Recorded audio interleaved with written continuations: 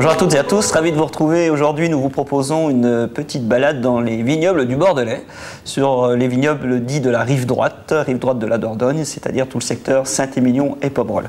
Plus précisément, nous sommes sur l'appellation Saint-Émilion avec le château Gravier-Figeac sur le millésime 2010. Nous tenions à présenter ce vin pour plusieurs raisons. D'une part, par sa micro-production, c'est une toute petite production de 6000 bouteilles environ, 100% Merlot, puisque le château est situé en limite d'appellation Saint-Émilion et Pomerol.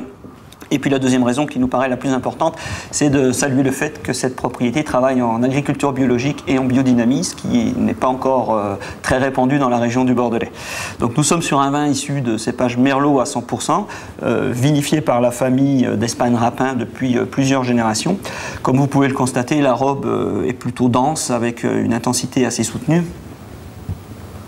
Le nez est déjà ouvert, on y trouve à la fois des fruits bien mûrs, caractéristiques de cette belle année 2010, des fruits des bois plutôt mûrs, cassis, une touche légèrement épicée, des notes balsamiques également. Le nez va demander un petit peu de temps pour se livrer, bien entendu.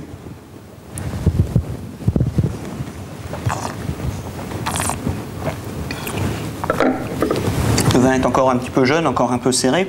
On y devine des tanins d'une grande fermeté, des tanins assez massifs, mais surtout de grande qualité, enrobés par toute la finesse et l'élégance que le cépage Merlot peut donner sur ses fameux terroirs de prédilection.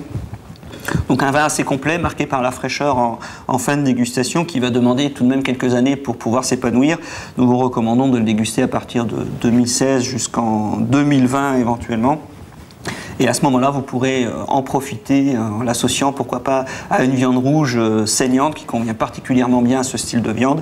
Une bavette, par exemple, grillée ou poêlée, tout simplement, avec un simple jus de cuisson devrait faire l'affaire. Je vous souhaite une bonne dégustation et vous retrouve bientôt sur Cavissima.